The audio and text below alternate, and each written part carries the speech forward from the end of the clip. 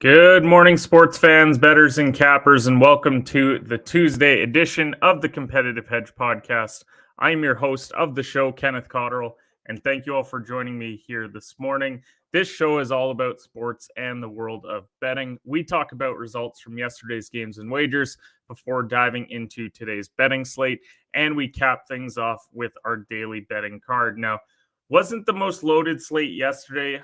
We did have a few wins, couple losses as well. So was a pretty subpar day.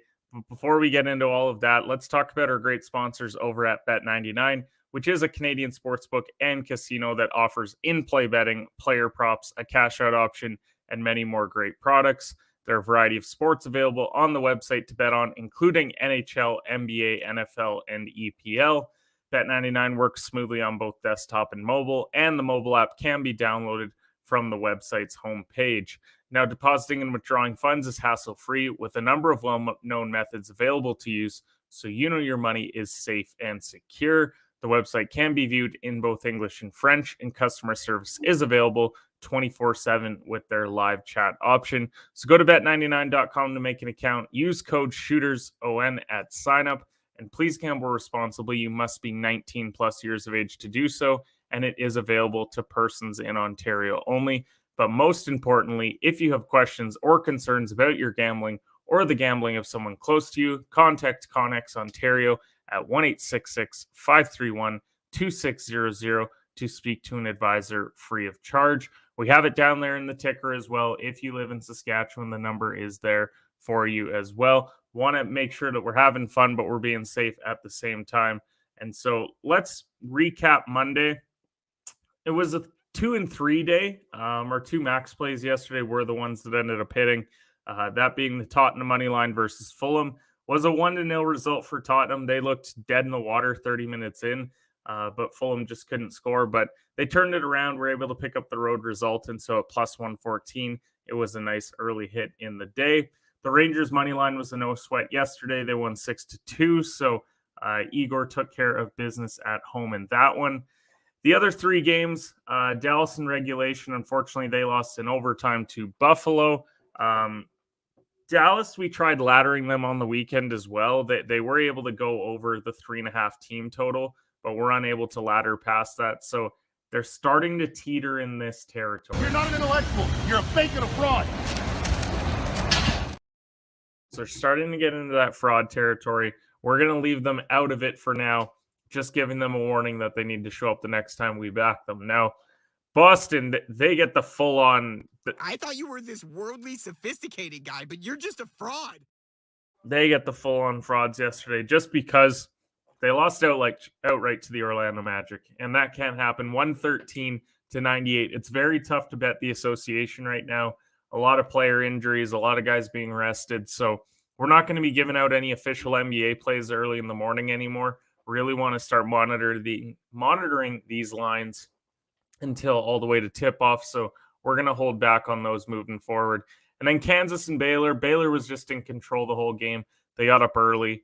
75-69 was the final. Feels closer than it really was. I was never really thinking that Kansas was going to cover this game. So Kansas lose 3 straight games, and we're going to give our AP poll reaction in a minute. But before we get into that, we got to talk about the LA Lakers as well, because they made a trade yesterday and they got Rui Hachimura from the Washington Wizards. Now, Lakers get a solid young player out of Gonzaga that I think just needed a change of scenery. It feels like he's kind of in a loaded area there in Washington, about as loaded as you can be for a bottom 5 to 10 team in the league. But now he gets to go to the Lakers. They give up Kendrick Nunn, who, when he was originally signed last summer, I think a lot of people were more excited to see what he could bring to the table. But there's a reason why he wasn't signed in Miami. And so he goes with 3 second-rounders. I think it's a lot draft picks wise, but overall right now the Lakers know they have a limited window. Rio could help a ton if he's able to live up some of that potential that we saw early in his career. So I think it's a good trade for the Lakers. It's a chance for this guy to get a new start and hopefully play well. Now, AP poll wise. So yesterday we saw Purdue. They're back at the number 1 spot. They're 19-1 overall on the year. It makes sense why they're there. Houston, they dropped a couple spots after they lost last week. I still consider Houston to be the best team in the country. I think we'll see Purdue start to rack up a couple losses here as we head into February.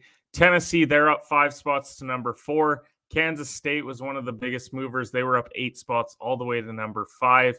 Arizona up 5 spots as well. They get to the number 6 spot. Now, Kansas, they plummeted to number 9. They're going to fall even more with that Baylor loss last night when next week comes around. Biggest fallers were Gonzaga. They fell from 6 to 14.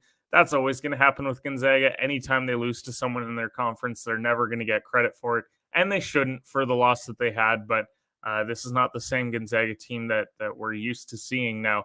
I do like to see St. Mary's. They made the top 25. Feels well earned for this team to be in there at 22. They're 18-4 overall. They've won 9 straight games. They've got wins over San Diego State, Oral Roberts, and North Texas. But what I like to see is that they're playing really good teams tight as well. New Mexico, a team that's been in and out of the AP poll, they only lost to them by 4. And Houston, who I just said I consider to be the best team in the country, they only lost them by 5 points. So tight losses to good teams. I get sick of the same Power 5 schools in and out. I'm glad they didn't reward Duke, especially since they lost last night. But winning on the weekend, I thought, well, maybe there's a chance because they beat Miami, they move up. I'm glad they kept them out. Love to see Charleston in there. Love to see Florida Atlantic, St. Mary's as well. Reward these schools. Stop making it just because you beat all of the same teams in your conference, but then also lose to those teams, that means that you're one of the best 25 schools in the country. People will argue strength of schedule. I want to see teams that get wins on the board regardless of who they're playing. Now, with that, let's head over to the daily game slate. Let's chat about some of these games that are happening today. Full ice slate, a few college basketball, some NBA in there as well. But before we do, let's play the video.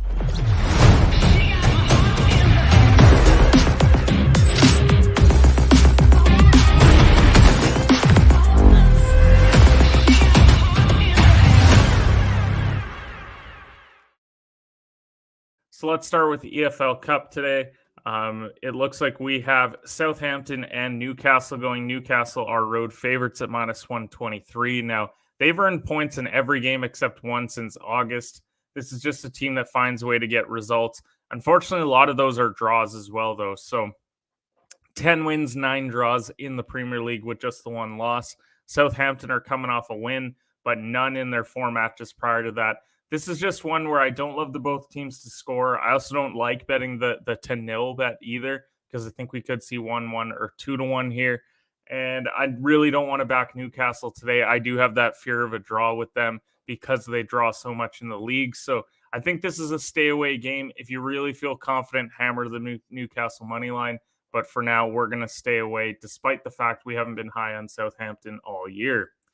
NBA-wise, there's 7 games happening tonight. Lots of question marks, as I said. So we're going to just break down the injury reports and things to keep an eye on before you go and bet on some of these games later. Chicago's minus 1.5 on the road against the Pacers today. They are on a back-to-back on the road. It's basically a pick-em spot. No Halliburton still for the Pacers.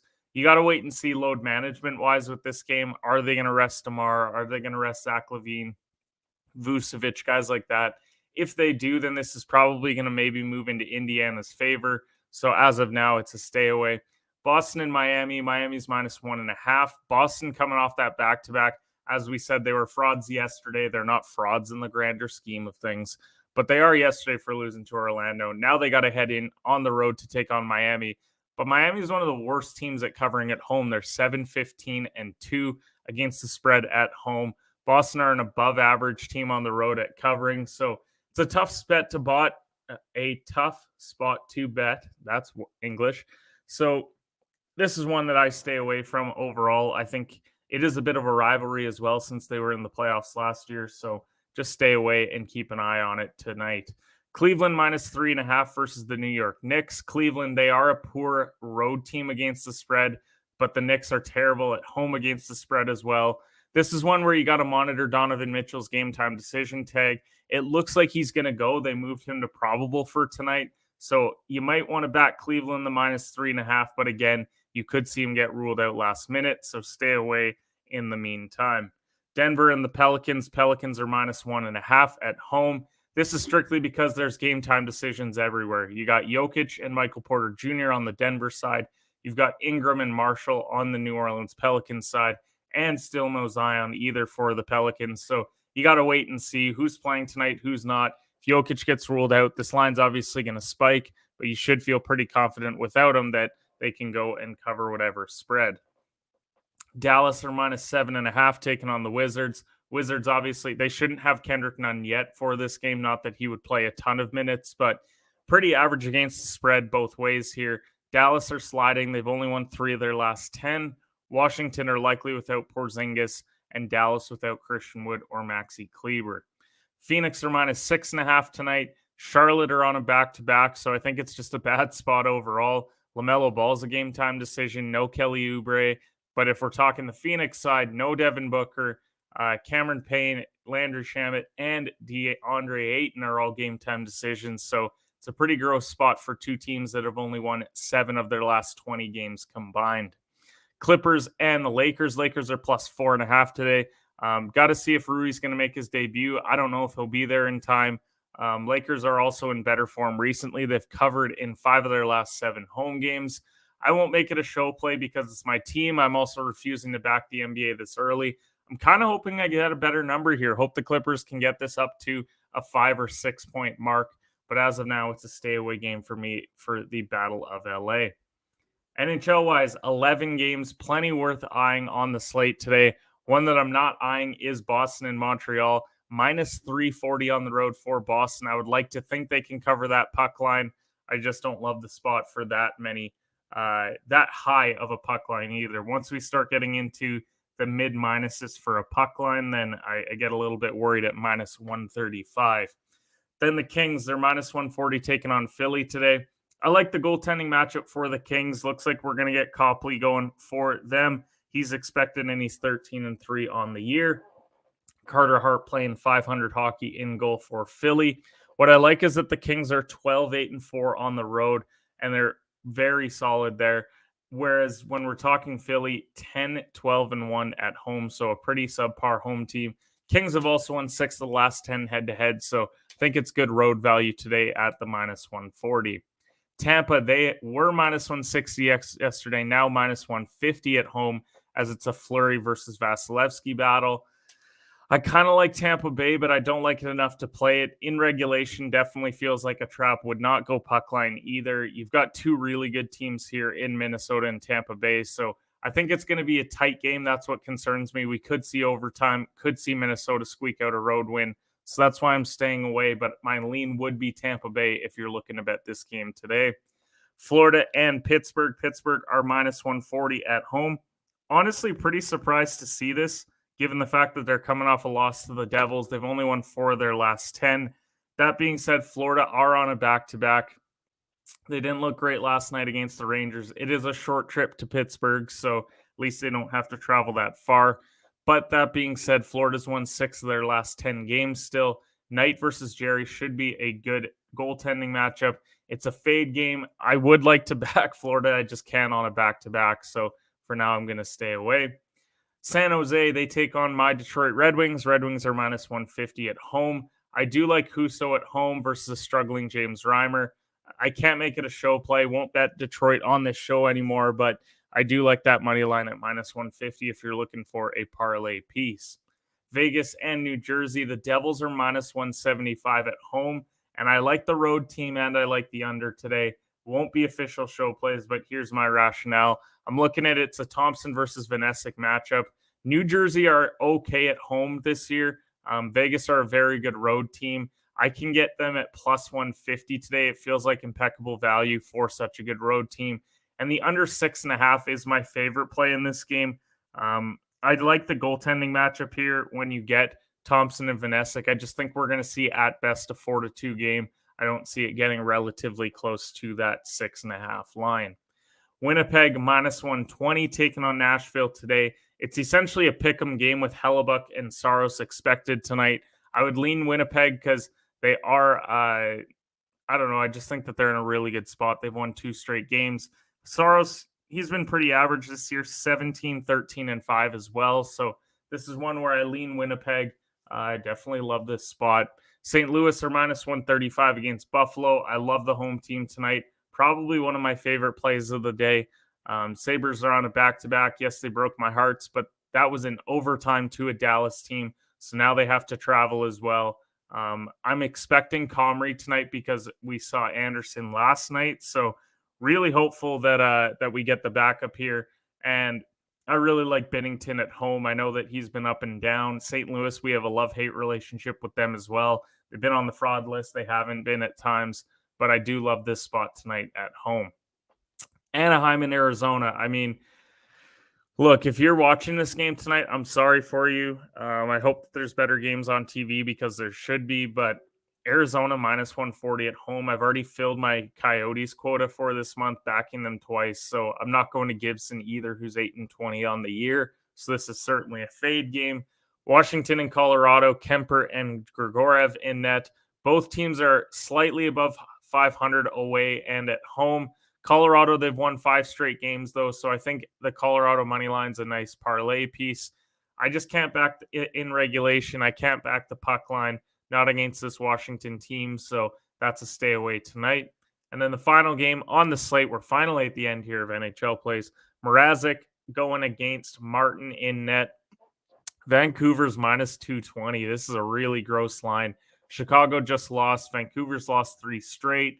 As much as I'd love to back the Blackhawks to pick up the road victory, I just can't do it. I could get them at plus 1.5 and make it somewhat of a value play at minus 125, but I just don't want to back it tonight. Definitely not with the Blackhawks. Now, college basketball-wise, we should have a really good slate today. There's only 5 ranked teams going tonight, or 5 ranked games, I should say. There's technically 6 ranked teams. But I do think that there's some other great value plays in there as well. So look at the full slate. We might add some more throughout the day. Ranked-wise, number 20 Miami's taking on Florida State. My favorite play here is definitely the under 150.5 line. Still feels odd to say that Florida State are awful. They're 7-13 on the year, but they're 500 at covering against the spread. They're also 7-3 against the spread at home. So when I see minus 3.5, I get a little bit worried that we see a tight game here. Potentially even Miami getting knocked off in an upset. What I do like about this one, though, is that Miami, yes, they're 4-1-1 away against the spread, but they're only 1-5 on the over. So I think that 150 feels like a lot of points. I think we see a low 70s finish. So give me the under 150.5 here. TCU, I was really hoping to wake up to this line being different. It was -6, but now it's at -6.5. I was hoping it would go down to 5 or 4. TCU coming off that massive win over Kansas, Oklahoma. They just lost to Baylor at home. So TCU, they cover a decent amount. They also go over in 2/3 of their games at home. Oklahoma is just 2-2 against the spread on the road. But this just seems like a really steep number. When you look at all of these Oklahoma losses recently, lost to Texas by 1, Iowa State by 3, Kansas by 4, Baylor by 2.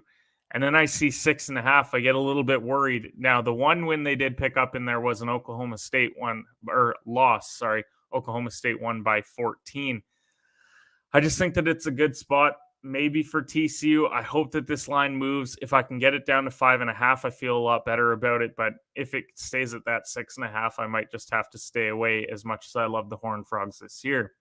Georgia Tech taking on number 24 Clemson, minus 10.5 here for Clemson. It seems like a lot of points, but Georgia Tech, they've lost 5 straight games, so I got to stay away from this one.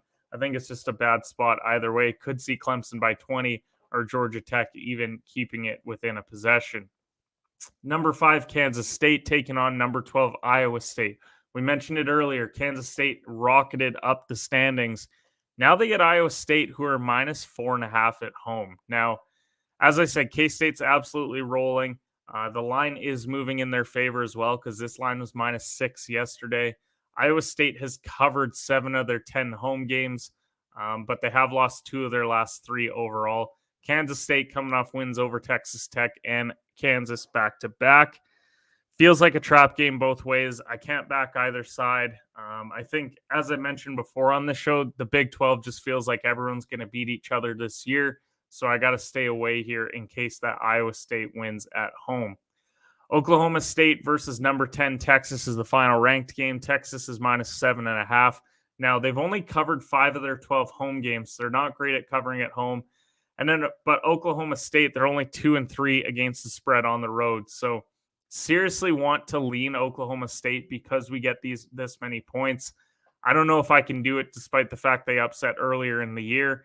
I could see Texas blowing them out by double digits today. So this is a watch game for me. I'm really excited to see these two match up again, but it's definitely not a show play. So all the plays have been given. Last call pick segment sponsored by Last Mountain Distillery. We're going to give you our 5 favorite plays of the day in a minute or less. But before we do, let's play the video.